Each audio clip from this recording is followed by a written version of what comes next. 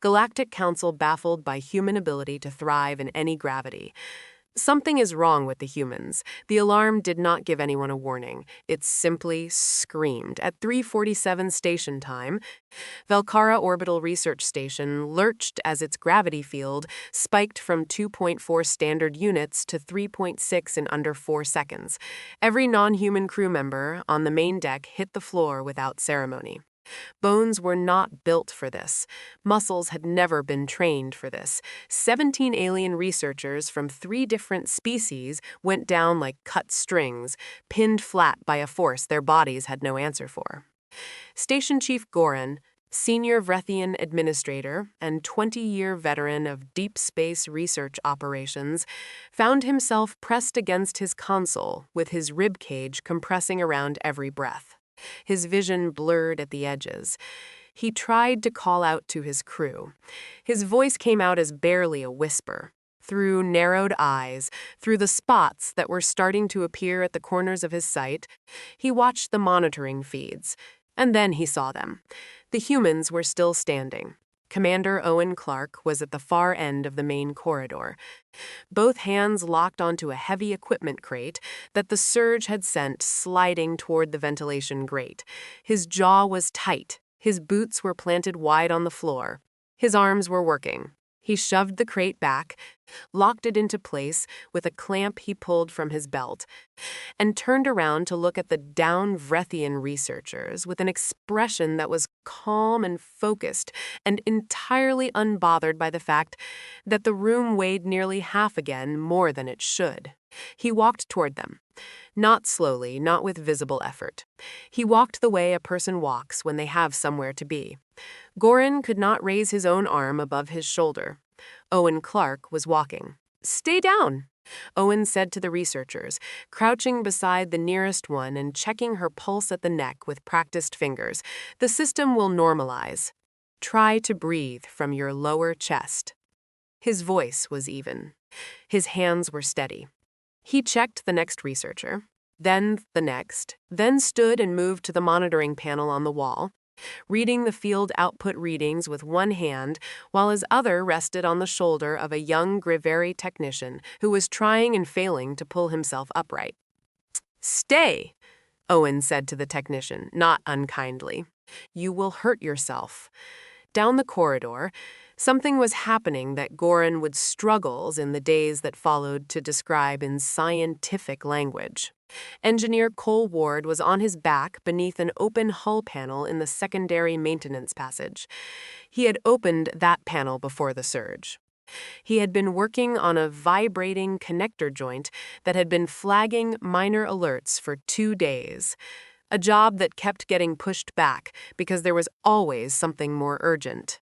The surge had arrived while he was halfway through the job. He had decided the surge was not a reason to stop. Gorith could hear the steady, rhythmic sound of Cole's wrench turning. He could hear Cole humming something under his breath, a melody with no particular urgency to it, the kind of sound a person makes when they are doing familiar work and their mind is pleasantly occupied. "Cole," Owen called from the corridor. "Almost done," Cole said from inside the wall. A pause, the sound of a tool clicking firmly into place. Then Cole's voice again, satisfied and quiet. "There. That connector has been driving me crazy for a week." The surge lasted 4 minutes and 11 seconds.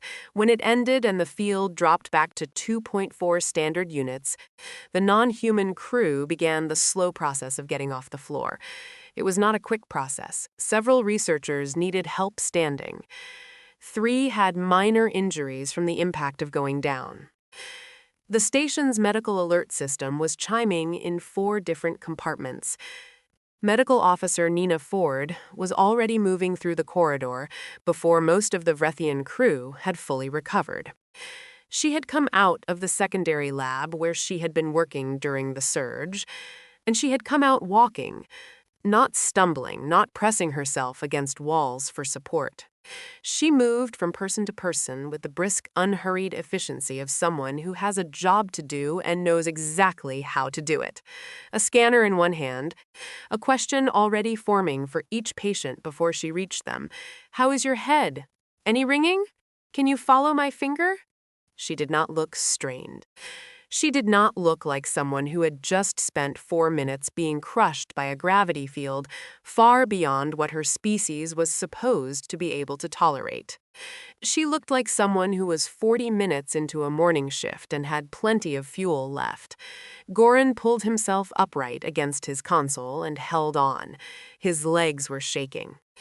He watched Nina crouch beside a downed Grivari researcher and begin a thorough assessment, and he thought about the 11 days the human crew had been on the station.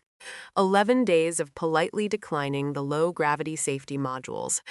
11 days of working full rotations in the main corridors while his own crew rotated out every 6 hours for mandatory rest. 11 days of Cole Ward and Owen Clark and Nina Ford and xenolinguist Kate Arden moving through Velkara Station's high-gravity zones as though the crushing weight pressing down on everything else was simply not a matter worth discussing. He had offered them the safety modules 3 times. Owen had declined each time with a small shake of his head and a genuine-sounding thank you that somehow made it impossible to push the issue further. Gorin had told himself the humans simply did not understand the risk. He understood now that the humans understood the risk perfectly. They were not ignoring it. They were not pretending. They had assessed it, measured it against their own capacity, and found it manageable.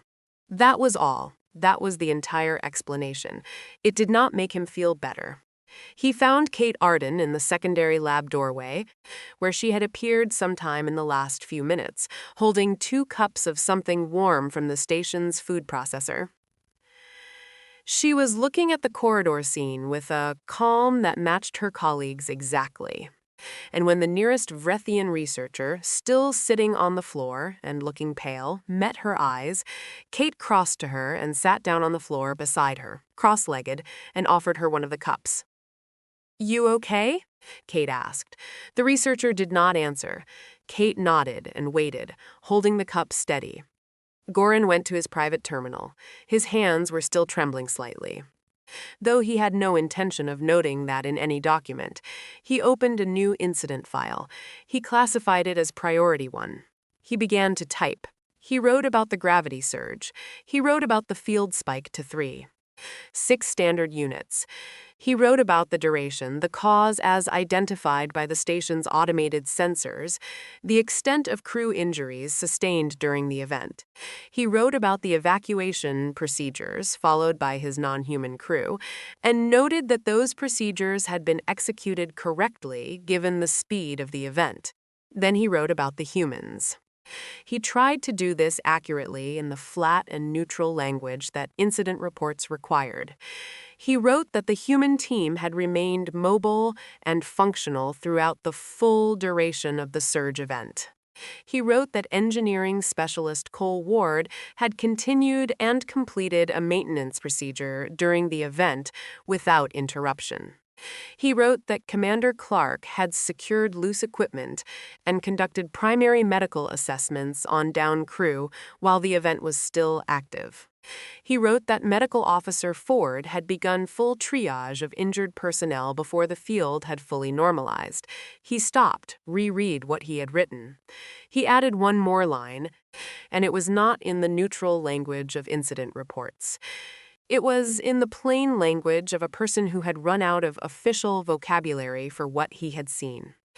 This station is unable to explain the observed human behavior through any standard biological framework currently available to this unit.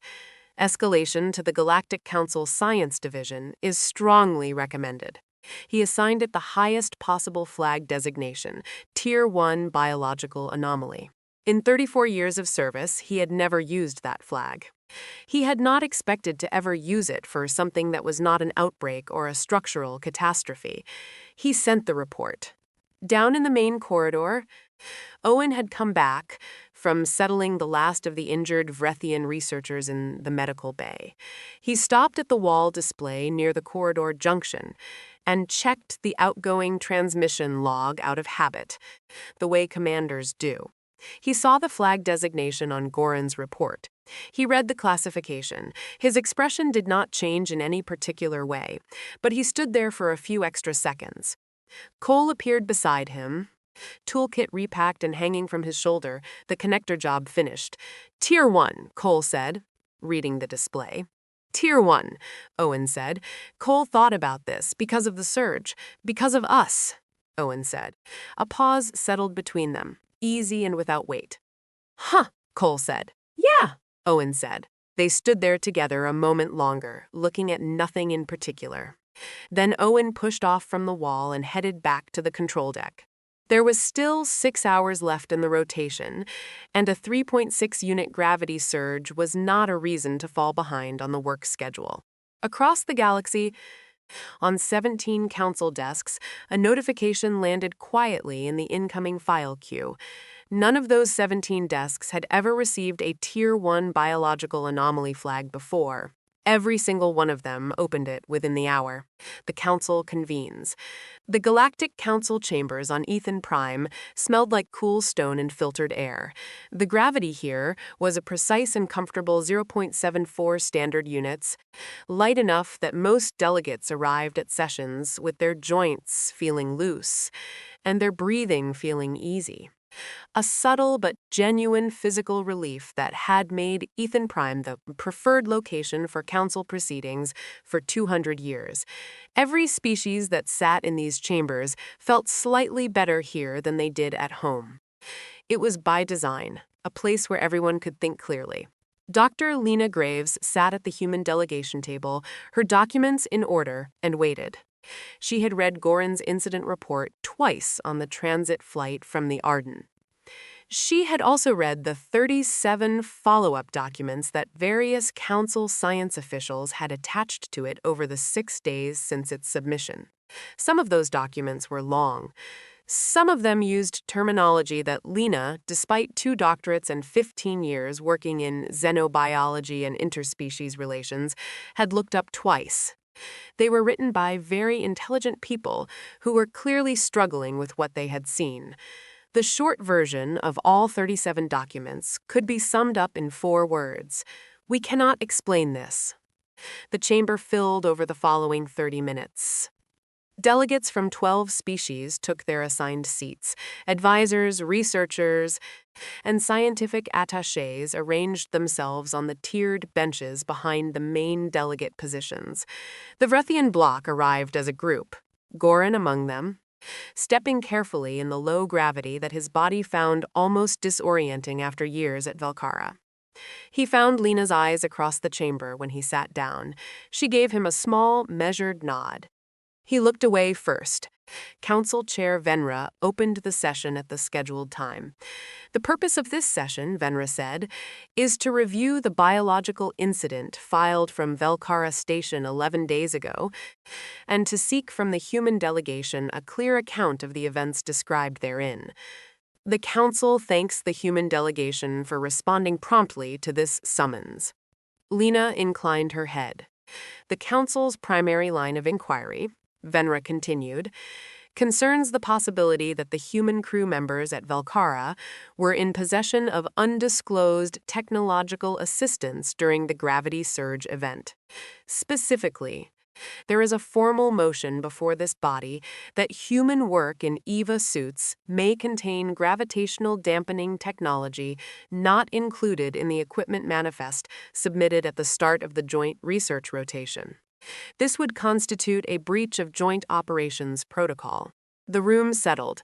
Every eye in the chamber, alien as they all were, had a quality of focused attention that was universal. Lena had expected this theory. She had predicted it to Owen over a comm connection 3 days ago, and Owen had laughed so suddenly that he spilled his coffee, which she had also not told the council. Delegate Parrott of the Grevari block rose from his seat. He was a careful, formal man with a structured way of speaking that suggested he had prepared everything he intended to say at least 24 hours in advance.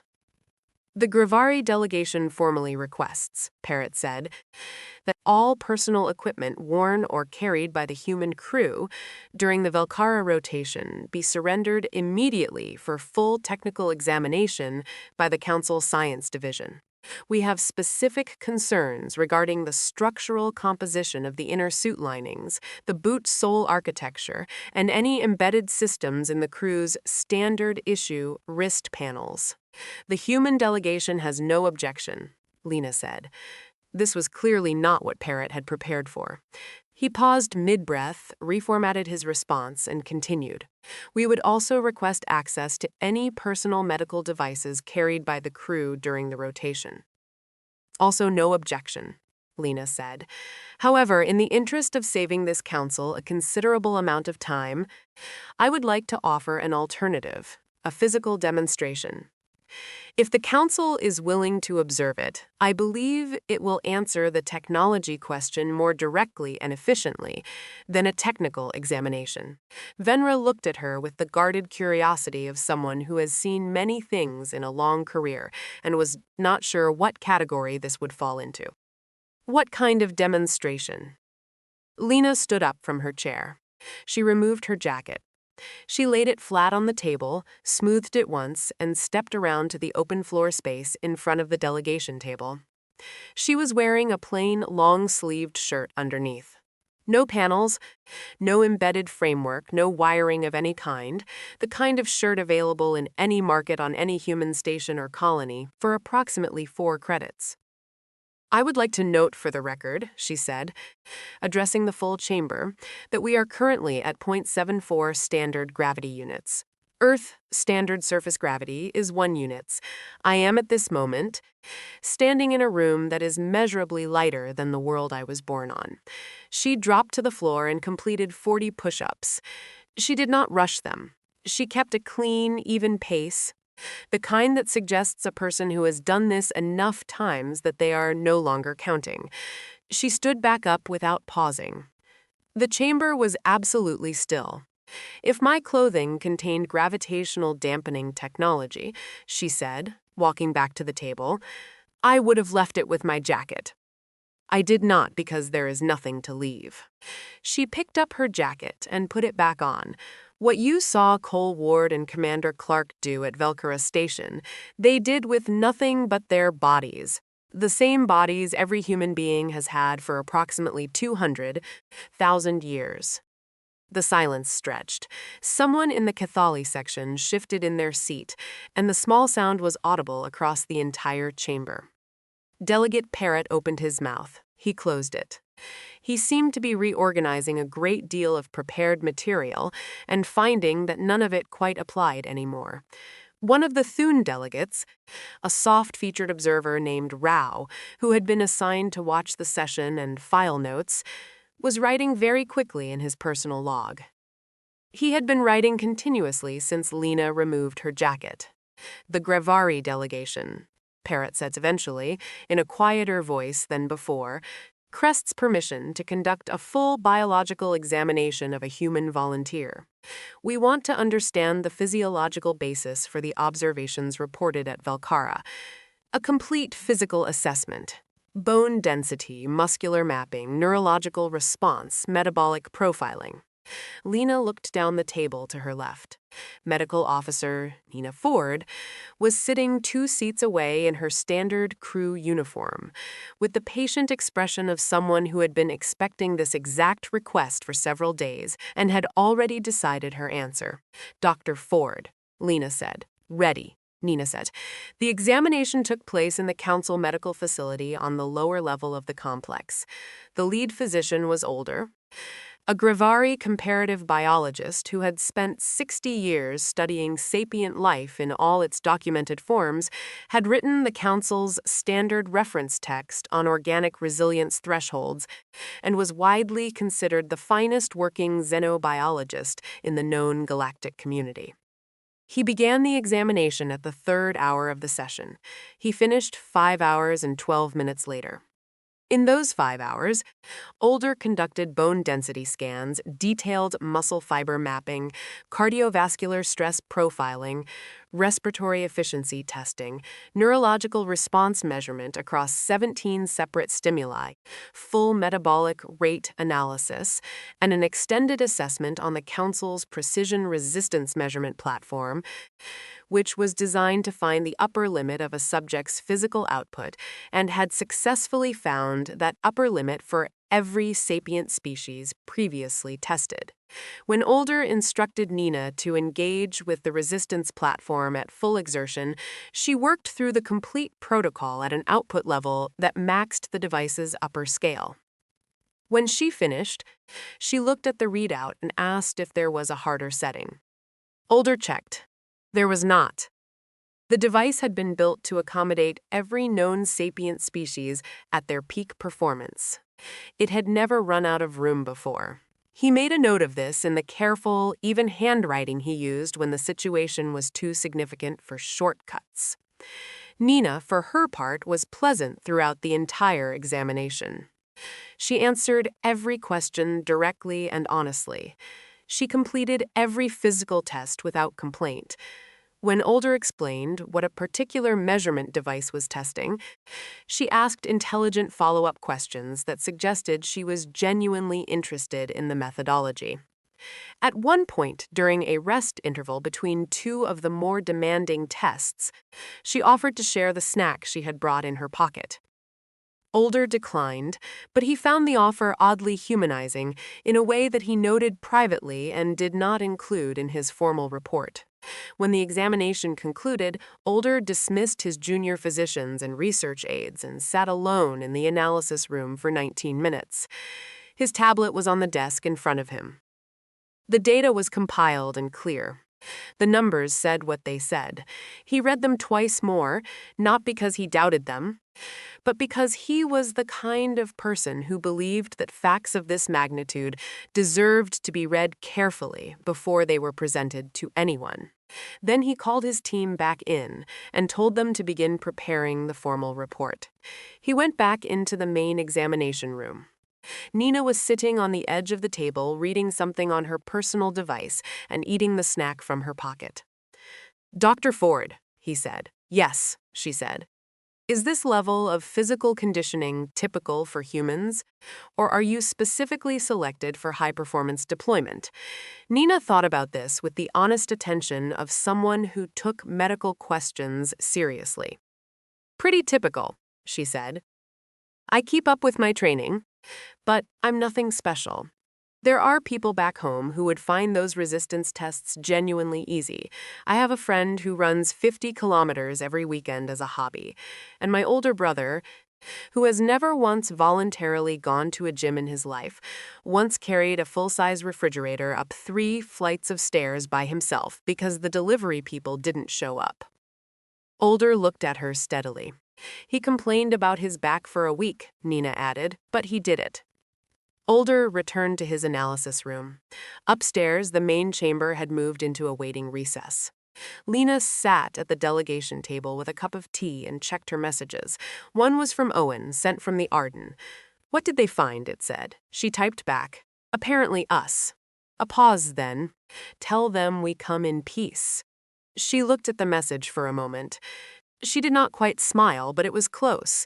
The technology theory was gone from the chamber by the time the delegates reconvened. Nobody raised it again. The conversation had shifted entirely. It was quieter now and more careful. The way conversations become when the thing being discussed is too large for quick language. Parrott's formal manner had softened slightly. He was asking questions rather than making motions. Other delegates were talking in the measured tones of people who are rearranging significant assumptions. At the edge of the Vrethian bench, the young researcher Tev, who had been at Velkara Station during the surge and had watched the footage 50 times since, was sitting very still and thinking about something Lena had said earlier. He had written it down in his personal notes. "We rest when we decide to, not when the environment tells us to." He was still thinking about the difference when the session was adjourned. Let them go somewhere worse. The formal invitation to Gorith 4 arrived on the Arden's comm system on a Tuesday mid-morning, when Owen was in the corridor with a cup of coffee and nothing pressing for the next 4 minutes. The message was long. It was written in the careful, layered language of council diplomatic correspondence, full of phrases like Joint Scientific Survey Initiative and Collaborative Geological Assessment Program and mutual benefit to all participating parties. It mentioned mineral sampling, atmospheric data collection, and surface composition analysis as the primary objectives of the proposed mission. It included a detailed breakdown of expected deliverables and a suggested timeline for report submission following the survey. Owen read all of it. He was a thorough reader. Then he scrolled to the mission parameters section at the bottom of the document and found the environmental index listing for Gorith IV. Surface gravity, 4.1 standard units. He called Cole on the ship's internal comm.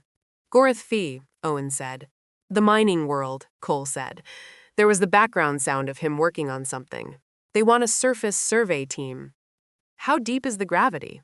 4.1. A pause. A tool clicked against something metal. Do we get lunch out of it? Owen sent his acceptance to council liaison within the hour.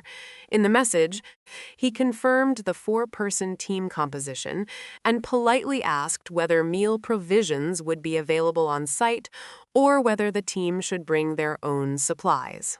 The liaison replied that no meal provisions would be available on Gorith 5's surface. They brought their own.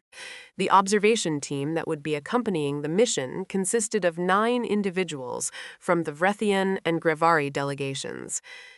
Tev was there. Older was there with his tablet and his careful handwriting and the expression of someone who had already decided to observe everything very closely. The team had been given the formal title of Scientific Monitoring Unit. Their role, as outlined in the mission brief, was to document the survey process and collect data on the environmental conditions encountered. Nobody in the observation unit descended to the surface. This was framed in the mission plan as a phased deployment approach, with the human team conducting the initial assessment pass before the full unit came down. The phased period was scheduled for 3 hours. Everyone understood that the observation unit was not planning to descend at all. At 4.1 standard gravity units, Gorith Seebz's surface was a place where the rocks themselves seemed to press down harder than rocks should. The terrain was flat and vast, broken by long, dark ridgelines of compressed stone pushed up over millions of years by the planet's immense internal forces. The sky was a deep orange-brown. The air was thin enough to require EVA suits. The temperature was cold, but within tolerances. The gravity was not. Owen described it in his mission log later as wearing a suit made of wet concrete. He wrote this not as a complaint, but as a descriptive note, the same way he might note that a particular moon had blue soil or that the wind on a certain planet carried a metallic smell. He wrote it down and moved on to the next line, which was about the survey grid coordinates. Cole unpacked the drone array from the equipment cases and began assembly. Nina ran an atmospheric sampling sequence. Kate Arden, whose title was xenolinguist, but who had argued her way onto the mission on the grounds that something extraordinary is happening, and I refuse to miss it, was already walking toward the eastern ridgeline with her geological sensor out. Kate, Owen said. I'm working, she said without turning around. In the lander, 300 meters back on the flat ground, the observation team watched through the exterior hull cameras in a silence that had started out professional and was becoming something more complicated with every passing minute. Older had his tablet ready. He was watching Owen move across the first survey grid section, placing signal markers at the designated coordinate points. Owen's stride was shorter than usual, his posture angled slightly forward, his weight distributed across the full foot with every step. He was adapting in real time, Older noted, making the small, continuous adjustments that high-gravity movement required, but he was moving consistently without the visible effort that 4.1G should have demanded from any biological creature of his size. Older had worked in 4.1Gs once before, years ago, in a full mechanical exoframe with reinforced joint support and pneumatic assistance.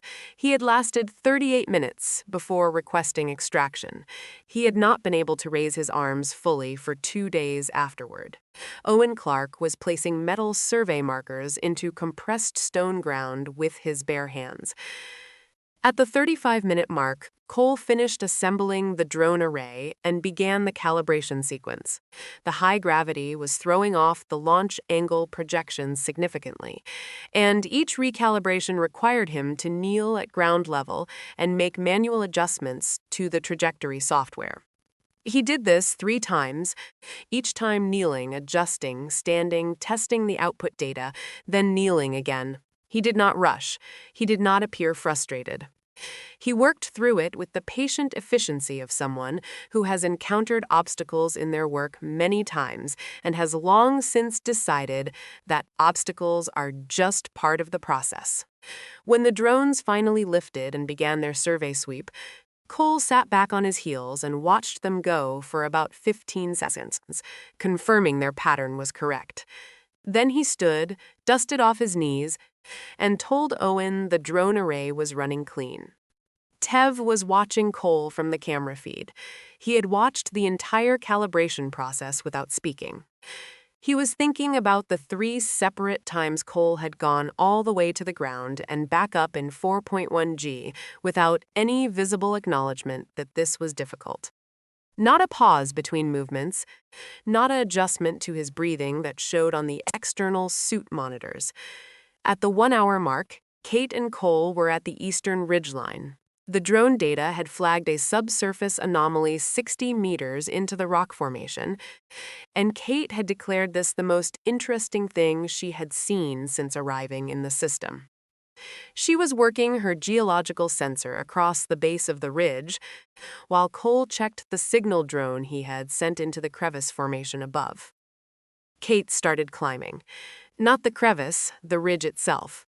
There was a natural stepped formation on the left face that offered footholds, and the top of the ridge gave an elevated angle for the geological sensor that the base simply could not match. She tested each foothold before committing her weight, worked her way up in steady stages, and reached the top in 4 minutes. In the lander, 3 members of the observation team stood up from their seats without realizing they had done it. Kate stood on top of the ridge. She swept her sensor across the face of the formation below her.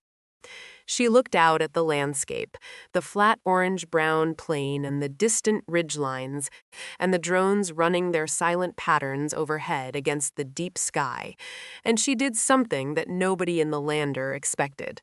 She took out her personal camera. She took photographs, several of them from different angles, adjusting her position along the top of the ridge to find the best light. She took her time. The photos were clearly important to her. Pale, the junior Gravari researcher sitting beside Older, said very quietly, "She climbed up there to take photographs." "Yes," Older said, "for personal reasons." "It appears so," Older said. The lander was quiet for a long moment.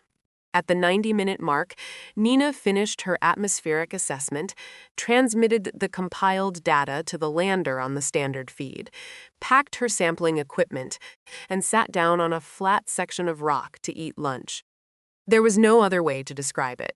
She sat on a rock on the surface of a 4.1G planet, opened her meal container, and ate comfortably upright, looking around at the landscape with the calm expression of someone whose main thought was whether the meal was going to be filling enough.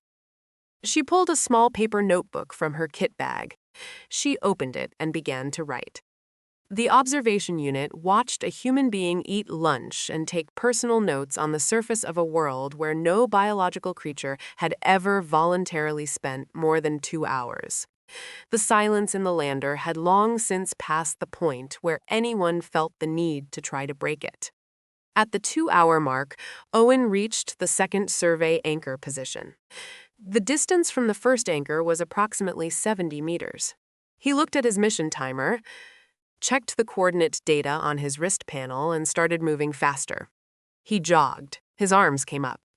His stride lengthened as much as the gravity would allow. His boots struck the compressed stone ground in a rhythm.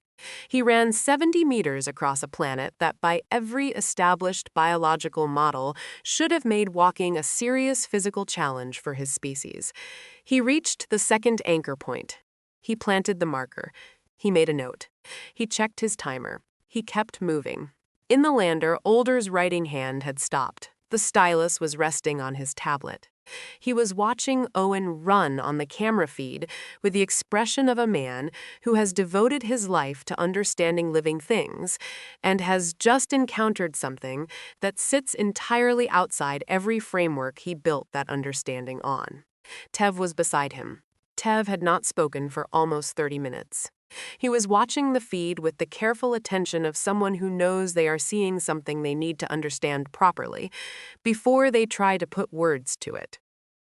"Do you think they know?" Pale asked. Tev looked at him. "Know what? How unusual they are," Pale said. "Do they know that what they are doing is impossible by our standards?" Tev thought about this for a long time. He thought about Lena Graves removing her jacket in the council chamber. He thought about Cole fixing a hull connector during a 3.6 G surge because the noise had been bothering him. He thought about Kate climbing a ridge in 4.1 G to get a better photograph of the light. "I think they know," Tev said, "and I think they have thought about it and considered it and then moved on. Because there are things to do, and knowing you are unusual does not get those things done." He looked back at the camera feed. Owen was placing the final survey marker. "They are not trying to impress us," Tev said. "That is what I keep coming back to. They are simply doing their work. We are the ones who are impressed." At the 3-hour mark, Owen called the all clear. "Survey complete. All data compiled." The drone array was recovered and packed. Cole loaded the equipment cases. Nina closed her notebook and put it away. Kate climbed back down from the ridge without incident. "Surface team returning," Owen said over the comm. "Good data." Cole found a significant mineral seam in the eastern formation that was not in the original scan. Kate has detailed strata notes from the ridge face. Nina is flagging an atmospheric particle anomaly in the southeast quarter for a follow-up study proposal. A pause. Kate also has photographs from the ridge. She said she will share them if anyone would like to see them. When the team climbed back into the lander, Tev looked at Kate. "Did you climb up there just for the view?" he asked. "The light was doing something I had never seen before," Kate said. "The low-angle sun through the particulate atmosphere. I wanted to document it properly." She turned her camera toward him and showed him one of the photographs on the small screen. "Was it worth it? Yes." "Did my legs feel heavy?" "Also, yes." "Was I going to let that stop me?" "Clearly not." Tev looked at the photograph. The compressed dark ridge against the orange sky shot from above. The flat survey plane spread out below with the tiny figures of Owen and Cole visible at the anchor points. It was genuinely a beautiful image. He filed the moment in the part of his mind reserved for things that were going to take a long time to fully understand. The deep file. The document was 72 pages long and had no dramatic title. It was called simply Preliminary Xenobiological Profile, Human Species, Earth Origin, Sol System. It had taken 2 weeks to prepare. It had been co-authored by Older and 6 additional researchers from the Council Science Division, all of them specialists, all of them thorough. Older submitted it to the science board at 9 in the morning on a quiet day and then sat at his desk and waited. The first response arrived 40 minutes later. It was from Board Director Vel, who had been running the Council Science Division for 45 years and had the reputation of a person who was very difficult to surprise. The message was 4 words long. "Come to my office." Vel was standing at his office window when Older arrived, looking out at the Ethan Prime skyline in the pale morning light. He did not turn around immediately. "I have read your report," Vel said. "I assumed you would," Older said. "I want to confirm that I am reading it correctly." Vel turned from the window. "You are saying that Earth, the human homeworld, has a surface gravitational field of 9.8 meters per second squared. That is correct.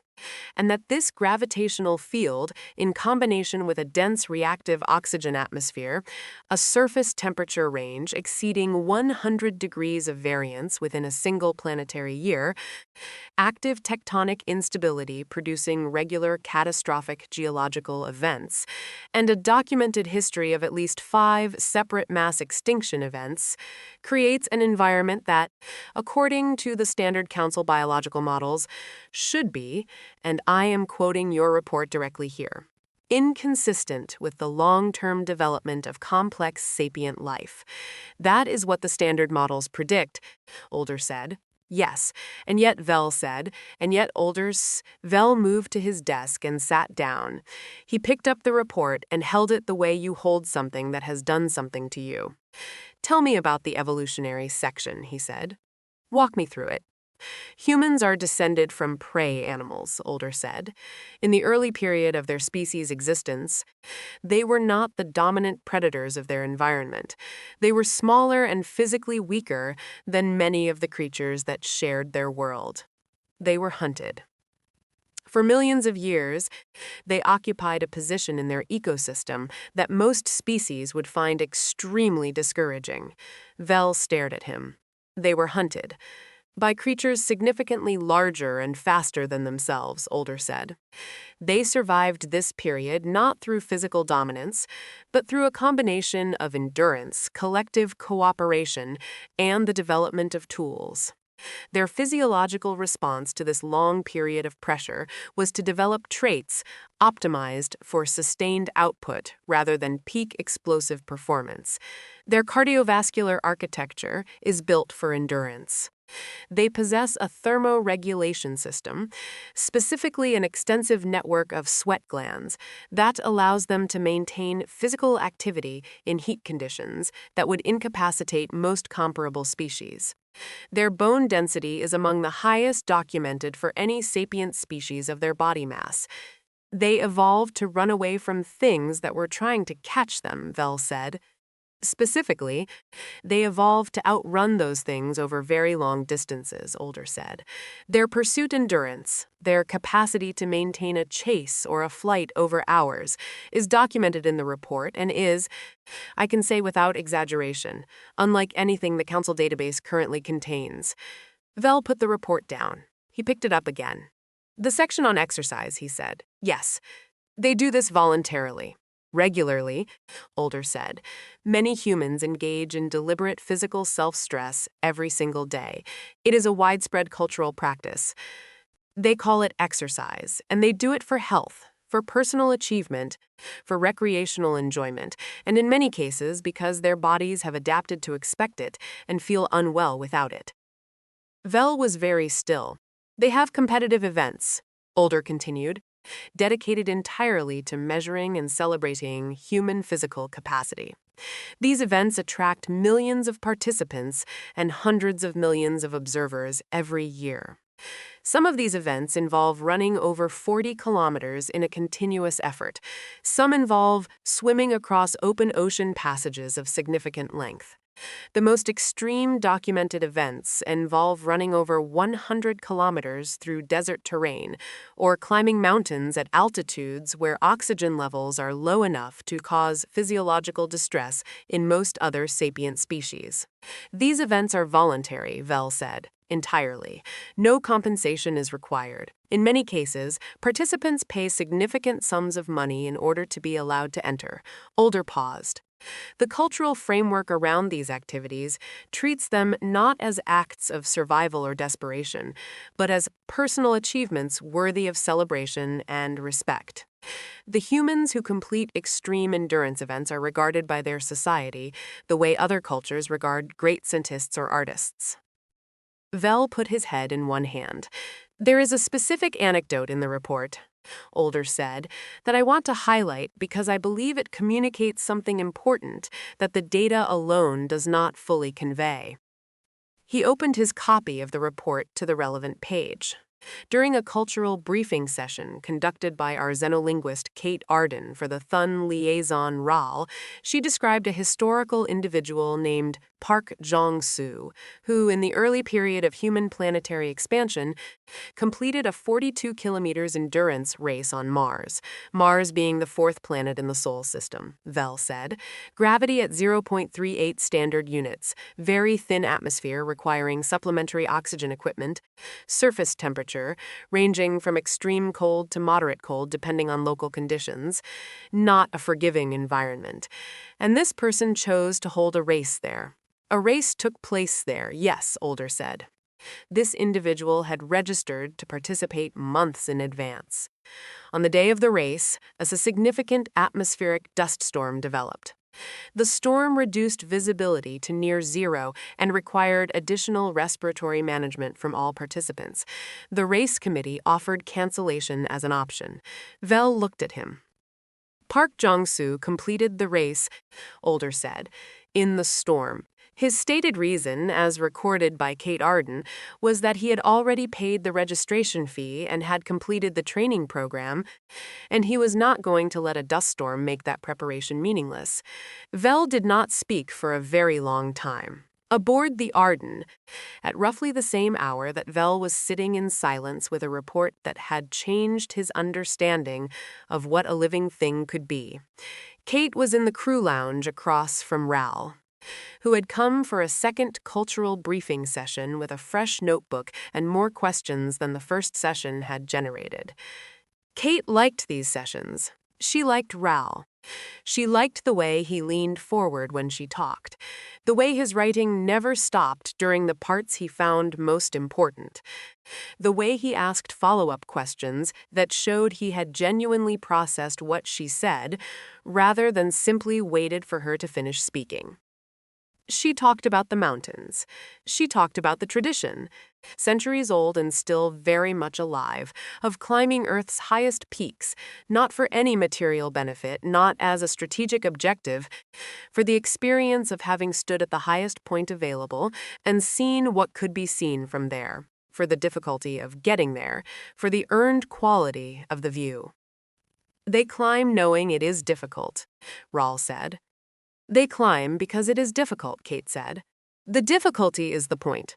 If the mountain were easy, it would not mean the same thing to reach the top. Ral wrote this down twice, in two different ways, as if trying to find the phrasing that would hold the idea properly.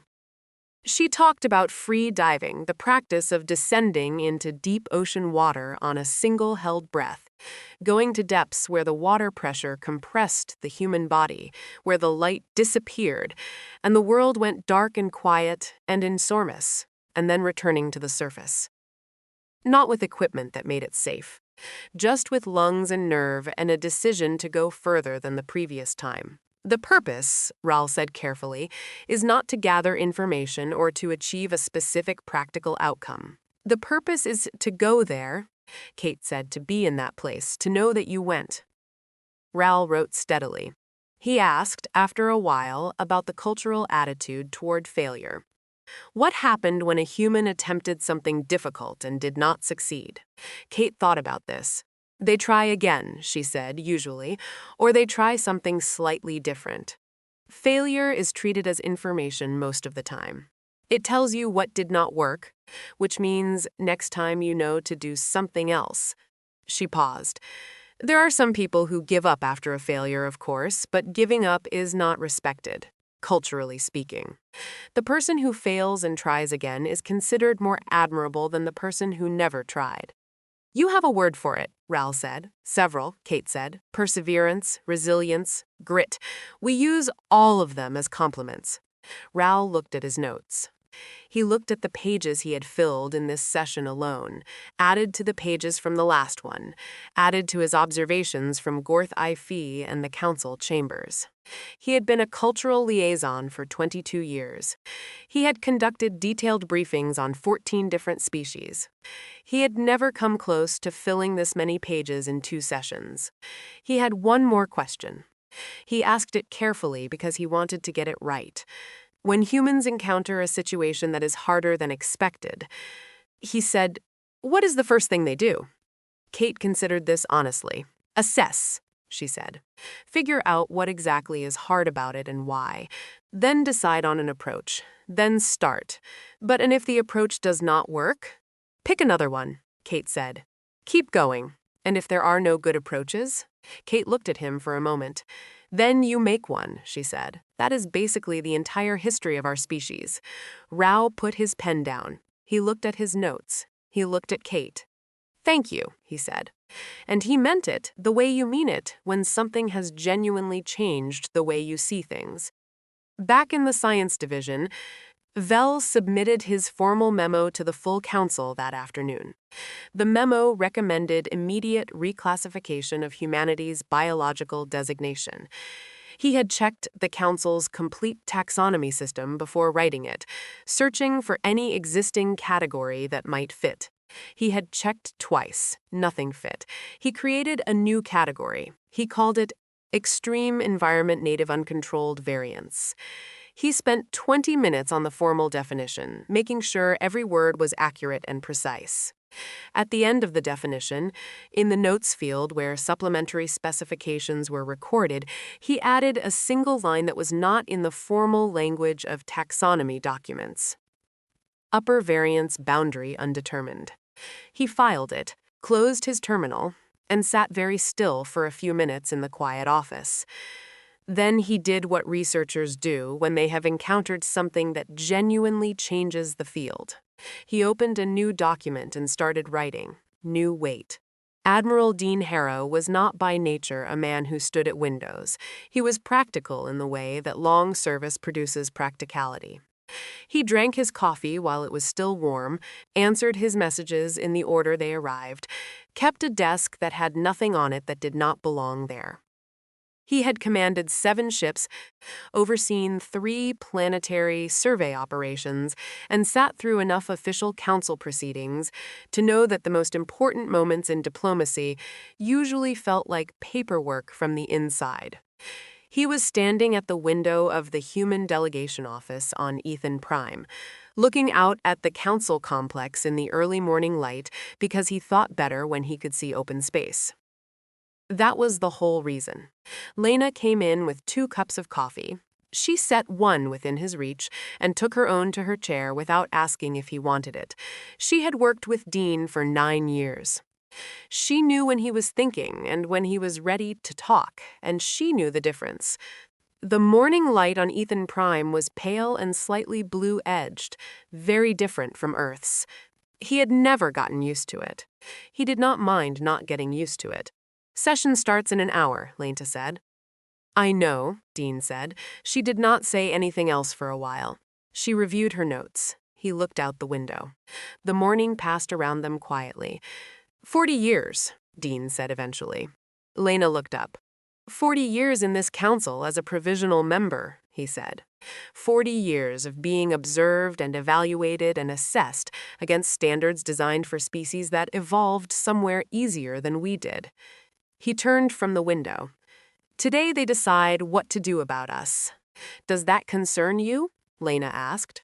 "No," Dean said simply and completely. "We are what we are, and the vote will reflect it. I am not concerned. I just want to be present for it." They arrived at the council chamber 45 minutes before the session was scheduled to begin. The chamber was empty, except for a few administrative staff arranging documents at the delegate positions. Dean and Lena took their seats. Lena organized her briefing materials. Dean sat with his hands folded on the table and looked at the chamber's architecture. The high curved walls, the tiered seating, the central floor where speakers stood when they addressed the full body. 40 years of provisional status. 40 years of being the species everyone was politely uncertain about. By the time the delegations began arriving, Dean and Lena were settled and still, and every delegate who entered and saw them sitting there calm and ready seemed to add something to their own expression without meaning to. Older arrived with the science board. He nodded to Dean. Dean nodded back. Gorin entered with the Vrethian delegation and took his seat. He looked like a person who had done a great deal of serious thinking and had arrived somewhere he could stand on firmly. Dean respected that. Council Chair Venra called order. This session convenes for a formal vote on the reclassification of humanity's biological designation and treaty standing, Venra said. The Science Board's recommendation has been distributed and reviewed by all delegations. The floor is open for final statements before the vote proceeds. Delegate Parrott rose first. He stood very straight. He spoke in the precise, structured way that Dean had come to recognize as his natural register. But the content of what he said was different from anything he had said in the previous sessions. Grev Ari delegation entered this process with formal objections and serious questions, Parrott said. Those questions have been answered completely. The Science Board's findings have been verified independently by our own researchers. The biological examination results are accurate. The Gorith IV survey footage is unaltered. He paused. What the human crew demonstrated at Velkara Station was not an anomaly. It was a representative sample of what this species is capable of as a baseline. We understand that now. He looked at Dean directly. Dean met his gaze and held it. The Grev Ari delegation will be voting in favor of full member status, Parrott said, without reservation. He sat down. 3 other delegations made statements in similar terms. The Cathali delegate rose and formally introduced a motion to debate whether biological resilience of the documented magnitude constituted a security consideration for other council member species. The motion required a seconding vote to proceed to debate. The chamber was quiet for 5 full seconds. Nobody seconded it. The Cathali delegate sat down without comment. Then Tev rose from the Vrethian bench. He was not on the formal speakers list. He had submitted a written request the previous evening and been granted 2 minutes by the chair.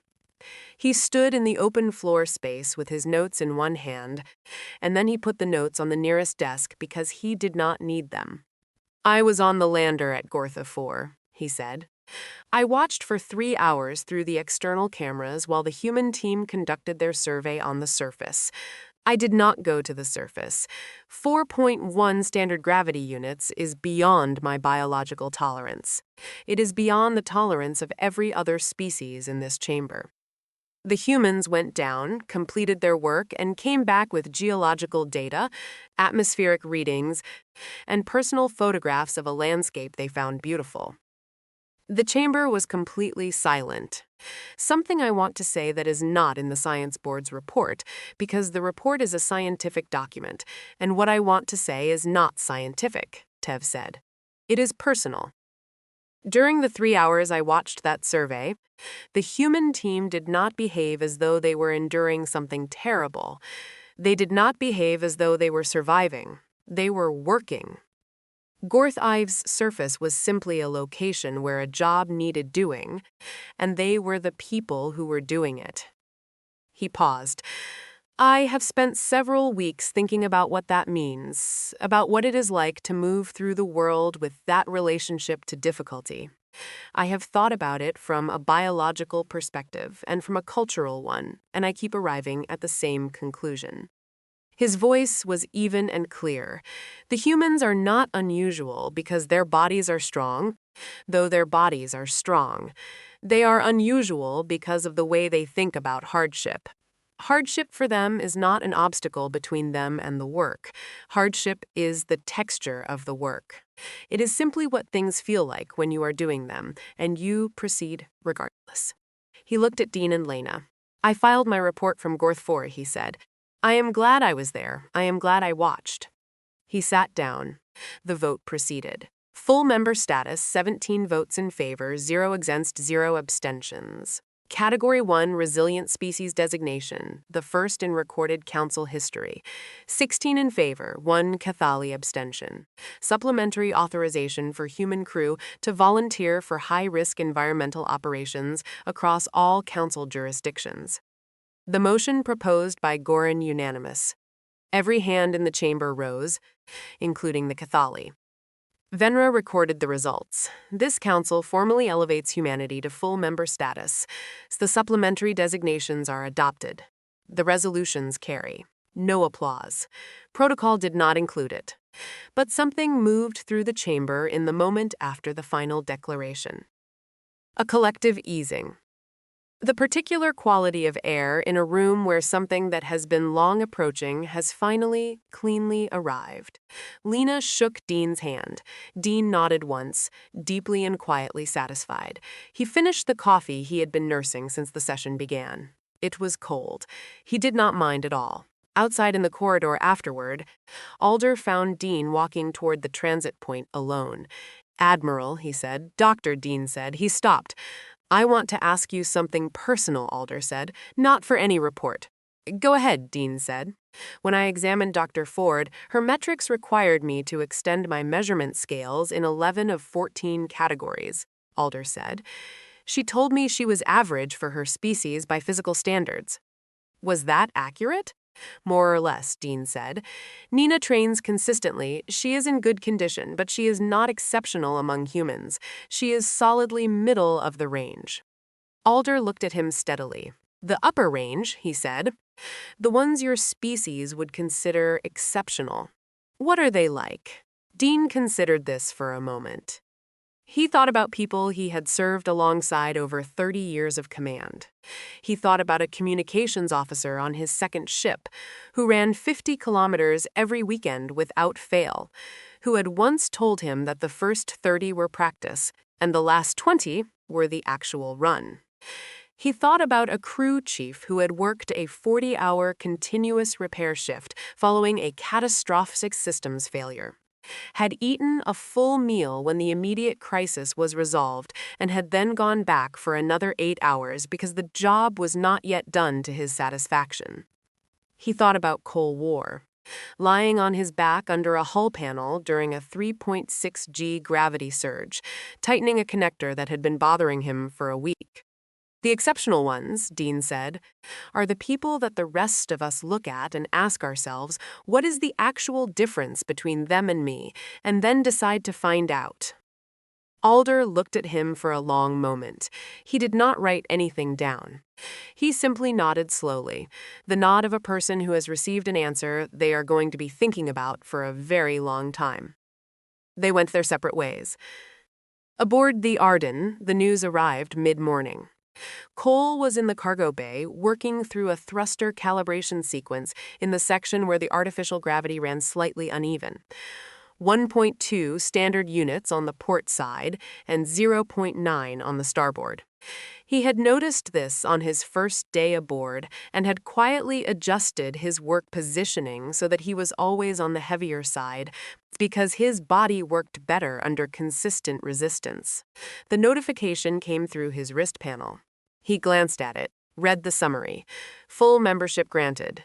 Category 1 Resilient Species. First in recorded history. He held the panel still for a few seconds. He read it once more. Then he set his hand back on the calibration tool and kept working. Kate appeared in the cargo bay doorway 9 minutes later. She had her notebook in one hand and was already smiling in the way she smiled when something had genuinely pleased her. "Did you see the news?" she said. "Yeah," Cole said. Category 1 Resilient Species. She leaned against the doorframe. That is a very accurate thing to be called. "It is," Cole said. He tightened a fitting. "Ra messaged me," Kate said. "He said he has been telling everyone in the Thune delegation about the Park Jong-soo story." Cole looked up briefly. "The marathon in the dust storm." "The marathon in the dust storm," Kate confirmed. He said it became the central example in the informal council briefings on human cultural behavior, because it captures everything in one story. The training, the commitment, the refusal to let conditions override the decision already made, and the slightly unreasonable attachment to entry fees. Cole snorted. What did Lena say about the vote? She said we were always this, Kate said. They just looked. Cole was quiet for a moment. His hands moved through the calibration sequence with the steady, practiced ease of someone who has done this particular job enough times that his hands know the steps and his mind can go elsewhere if it wants to. She is right, he said. I know, Kate said. She pushed off from the doorframe and went back to the crew lounge where her lunch was waiting, and her notebook was open to the page she had started filling during the Gorith Orv descent. A sentence she had written on the ridge, up in the orange light, when she had paused between photographs to put a thought into words. She had not finished the sentence that day. Owen had called her down to help with the second survey grid, and she had put the notebook away. She read what she had written. She picked up her pen and finished it. The difference, she wrote, is not that we do not feel the weight. Every human being feels it. The difference is that we looked at the weight, decided it was ours to carry, and then stopped thinking about it because the work was more important than the discomfort. She read it back. She thought it was approximately right. She closed the notebook. Outside the window, the stars were out in the deep quiet between worlds, exactly where they always were, exactly as far away as they had always been. The Arden held its course through the dark with the steady, unhurried purpose of a vessel that knows where it is going and is in no particular rush because it will get there regardless. In the Council archive on Ethan Prime, Raoul sat at his desk and opened the personal notes file he had been building since the first day he attended a session involving the human delegation. He had filled it considerably since then. He read back through his notes from Kate's cultural briefings, from Gorith IV, from the 2 council sessions, from the quiet conversation in the corridor, where Tev had explained his thoughts about humans in difficulty. He organized the material carefully. He was a thorough person. He wanted to get this right. When he finished organizing, he opened a final section at the end of the file and wrote slowly, choosing each word the way you choose words when you intend them to last. Humanity does not adapt to their environment. They absorb it. This is not a poetic way of saying something that could be said more directly. It is the most accurate description available. I have watched them work in conditions that should be impossible for biological creatures, and they did not fight the conditions, and they did not ignore the conditions. They incorporated the conditions into the work and kept going. He paused. Read it back, continued. They feel the weight. I want to be clear about this because it would be easy to write a description of this species that makes them sound as though hardship simply does not register for them. And that would be wrong. They feel it. Kate Arden told me that the ridge on Gorith IV made her legs heavy and her breathing difficult. She climbed it anyway because the light at the top was worth seeing, and she was not going to stand at the bottom and wonder. He paused again.